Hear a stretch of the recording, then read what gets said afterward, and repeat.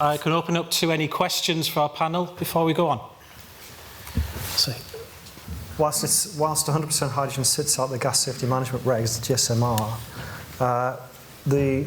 all of the projects that are running so far are really moving forward in the spirit of hydrogen being inside that, yeah? Because that feels like the right approach, and certainly the thing that we're very keen to do is work closely with our friends at the Health and Safety Executive, not just on the science side to understand all of the issues, but also on the policy side, so that we can always be certain that we're doing the right thing. Because the one aspect that is absolutely cast in stone here is the UK has got a long-standing tradition, I suppose, quite rightly, of always increasing the safety standard. We never roll safety back, so it's always forwards and better. And in the case of hydrogen, the ambition absolutely is forwards and better. Now that might mean that it's as safe as it is with our current system, but it certainly will not be the case that it's rolled back.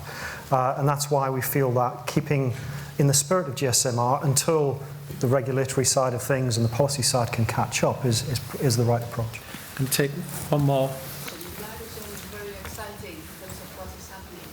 But if we're looking at the time that's been taken for the wind industry to be at the level it is now, in terms of the supply of hydrogen, where do you think is likely to be the kind of easy win to start with? Because we're talking about heat power and industry, where do you think to go? Dan, do you want to? Yeah, so it's a good question, because the challenge for hydrogen is that access to market, which I've tried to say in a very, very quick intro. But realistically, it's like blending into the gas network at 20% or 6% isn't actually allowed yet.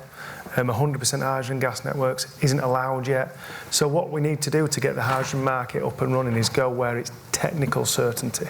So, and also you've got to layer into, and we've heard today about this age of short-term politics when actually we've never needed longer-term decisions more. And so you also need to make the first steps on that journey palatable to politicians. It's not too scary. So I think the industrial clusters that you heard mentioned earlier, zero carbon Humber, the Tees Valley stuff, the HyNet stuff, going to the industry and power generation. Jenny mentioned there are already power generation technologies, turbines that can accept high blends already.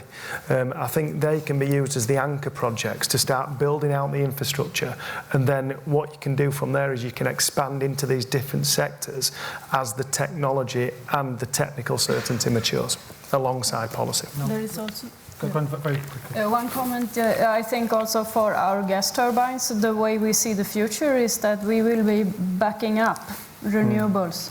So we can run when wind is not blowing, and then we should run on a green fuel. So I think it's complementary, and we really need to be flexible since we can. I'll just back that up. The hydrogen economy is going for many years.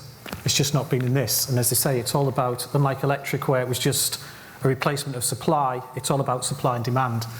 And on that note, I'm going to fire this panel and bring in a new one, which is looking at hydrogen transport. So thank you very much, guys.